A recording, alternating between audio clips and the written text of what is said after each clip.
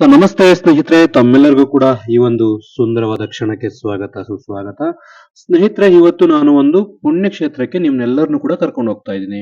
So ಯಾವ್ದಪ್ಪ ಒಂದು ಪುಣ್ಯಕ್ಷೇತ್ರ ಅಂತ ಅಂದ್ರೆ ಕೊಳ್ಳೇಗಾಲದ ಹತ್ರ ನಾನು ನಿಮ್ನ ಕರ್ಕೊಂಡು ಹೋಗ್ತಾ ಇದ್ದೀನಿ. ಸೊ ಕೊಳ್ಳೇಗಾಲದ ಮರಡಿಗುಡ್ಡ ಪುಣ್ಯಕ್ಷೇತ್ರಕ್ಕೆ ಕರ್ಕೊಂಡು ಹೋಗ್ತಾ ಇದ್ದೀನಿ. ಆ ಒಂದು ಪುಣ್ಯಕ್ಷೇತ್ರಕ್ಕೆ ನಾವು ಇವತ್ತು ಭೇಟಿ ಕೊಡ್ತಾ ಇದ್ದೇವೆ. ಸೊ ಸ್ನೇಹಿತರೆ, ತಮ್ಮೆಲ್ಲರಿಗೂ ಕೂಡ ಮರಡಿಗುಡ್ಡ ಅಂತಕ್ಕಂಥದ್ದು ತುಂಬಾ ಜನ ಕೇಳ್ಪಟ್ಟಿದ್ದೀರಾ. ಸೊ ಮರಡಿಗುಡ ಕೊಳ್ಳೇಗಾಲದ ಹತ್ರ ಬರುತ್ತೆ ಅಂತೇಳಿ. ಆದ್ರೆ ಆ ಒಂದು ಪುಣ್ಯಕ್ಷೇತ್ರವನ್ನ ಸಾಕಷ್ಟು ಜನ ನೋಡಿರ್ಲಿಕ್ಕಾಗಲ್ಲ ಅಥವಾ ಹೋಗಿರೋದಕ್ಕ ಕೇಳಿರ್ತೀವಿ. ಕಥೆಯ ಭಾಗದಲ್ಲಿ ಕೇಳಿರ್ತೀವಿ ಅಥವಾ ನಮ್ಮ ಹಿರಿಯರು ಹೇಳಿರ್ತಾರೆ, ಮಲೆ ಮಹದೇಶ್ವರಕ್ಕೆ ಸಂಬಂಧಪಟ್ಟಂಗೆ ಅಲ್ಲಿ ಮಂಡಿ ಊರಿರೋ ಸ್ಥಳ ಅಂತ ಹೇಳಿ ಸಾಕಷ್ಟು ಜನ ಹೇಳಿರ್ತಾರೆ. ಜನಪದ ಕಥೆಗಳಲ್ಲಿ ನಾವು ಕೇಳಿರ್ತೀವಿ. ಆದ್ರೆ ಆ ಒಂದು ಪುಣ್ಯಕ್ಷೇತ್ರಕ್ಕೆ ನಾವು ಹೋಗಿರಲ್ಲ. ಆದ್ರೆ ಇವತ್ತು ನಾವು ಆ ಒಂದು ಪುಣ್ಯಕ್ಷೇತ್ರಕ್ಕೆ ನಿಮ್ಮನ್ನ ಕರ್ಕೊಂಡು ಹೋಗ್ತಾ ಇದ್ದೀವಿ. ಸೊ ಅದು ಹೇಗೆ ಅಂತ ಅಂದ್ರೆ, ಅದು ಸಾಕಷ್ಟು ಬಾರಿ ಹೋಗಿದ್ದೇವೆ, ಆದ್ರೆ ಮತ್ತೆ ಈ ಬಾರಿನೂ ಕೂಡ ಅಲ್ಲಿಗೆ ಭೇಟಿ ಕೊಡ್ತಾ ಇದ್ದೇವೆ. ಇದನ್ನ ನಿಮ್ಗೆ ಹಂಚ್ಕೋಬೇಕು ಅಂತೇಳಿ ಇವತ್ತು ನಾನು ನಿಮ್ಗೆ ಈ ಒಂದು ವಿಡಿಯೋನ ಮಾಡ್ತಾ ಇದ್ದೀನಿ.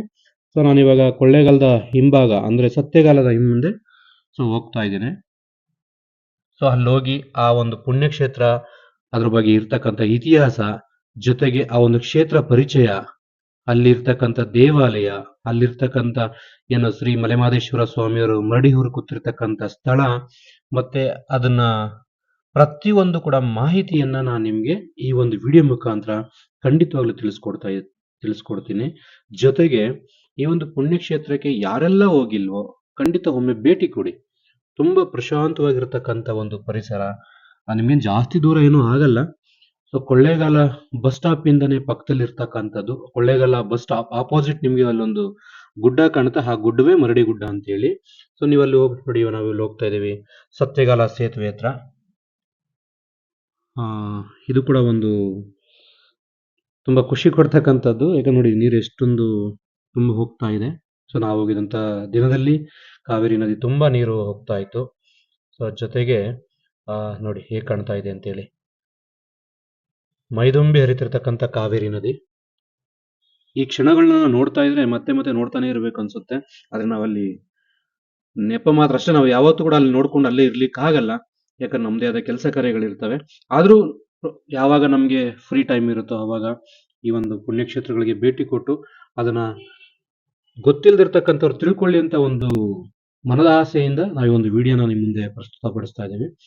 ಸ್ನೇಹಿತರೆ, ಅದೇ ರೀತಿ ಈ ಒಂದು ಪುಣ್ಯಕ್ಷೇತ್ರಕ್ಕೆ ನಾವು ಹೋಗ್ಬೇಕು ಅಂತ ಹೇಳಿದ್ರೆ, ನಾವು ಕೊಳ್ಳೇಗಾಲಕ್ಕೆ ಹೋಗ್ಬೇಕು ಅಂತಂದ್ರೆ ಮಳವಳ್ಳಿ ಕಡೆಯಿಂದನೂ ಹೋಗ್ಬೋದು.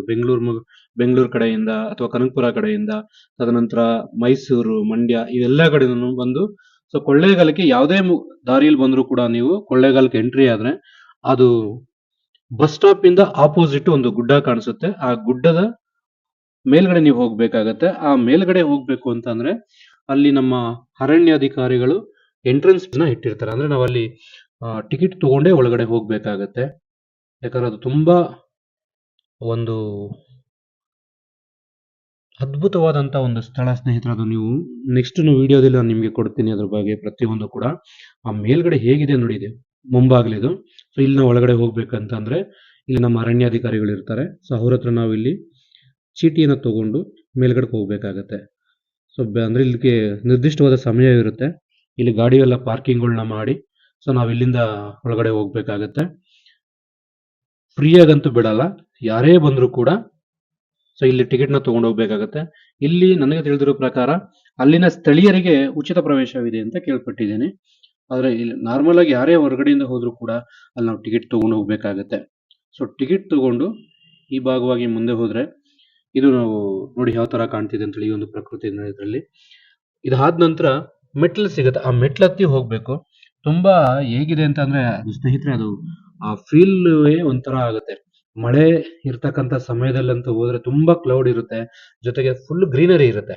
ಅದು ನೋಡ್ತಾ ಇದ್ರೆ ಮತ್ತೆ ಮತ್ತೆ ಮತ್ತೆ ಮತ್ತೆ ನೋಡ್ತಾನೆ ಇರ್ಬೇಕು ಅನ್ಸುತ್ತೆ. ನೀರು ಹರಿತಾ ಇರುತ್ತೆ ಜಲಪಾತ ತರ, ತುಂಬಾ ಚೆನ್ನಾಗಿರುತ್ತೆ. ಅದೇ ರೀತಿ ಇಲ್ಲಿ ಕಾಲೇಜ್ ಸ್ಟೂಡೆಂಟ್ಗಳು ಕೂಡ ಸಾಕಷ್ಟು ಜನ ಇಲ್ಲಿ ಸ್ಟಡಿ ಮಾಡ್ಲಿಕ್ಕಂತ ಬರ್ತಾ ಇರ್ತಾರೆ. ಪ್ರಶಾಂತವಾಗಿರುತ್ತೆ ಸ್ಥಳ ಅಂತೇಳಿ ಸಾಕಷ್ಟು ಜನ ವಿದ್ಯಾರ್ಥಿಗಳಿರ್ಬೋದು, ತದನಂತರ ತತ್ಸಂಗಳ ಮಾಡ್ತಕ್ಕಂತ ಕೆಲವು ಸಂಘ ಸಂಸ್ಥೆಯವರು ಕೂಡ ಈ ಒಂದು ಸ್ಥಳಕ್ಕೆ ಭೇಟಿ ಕೊಟ್ಟು ಅಲ್ಲಿ ಅವರ ಒಂದು ಕೆಲಸ ಕಾರ್ಯಗಳನ್ನ ನಿರ್ವಹಿಸಿಕೊಂಡು ಹೋಗ್ತಾರೆ. ಜೊತೆಗೆ ನೋಡಿ, ಇವಾಗ ಇಲ್ಲಿ ಮೆಟ್ಲಿದೆಯಲ್ಲ, ಸೊ ಈ ಒಂದು ಮೆಟ್ಲಿಂದ ನಾವು ಫಸ್ಟ್ ಇಲ್ಲಿ ಕರ್ಪೂರವನ್ನು ಹಚ್ಚಿಸಿ ಇಲ್ಲಿಂದ ತದನಂತರ ನಾವು ಮೆಟ್ಟಿಲನ್ನ ಹತ್ಲಿಕ್ಕೆ ಹೋಗ್ತೀವಿ.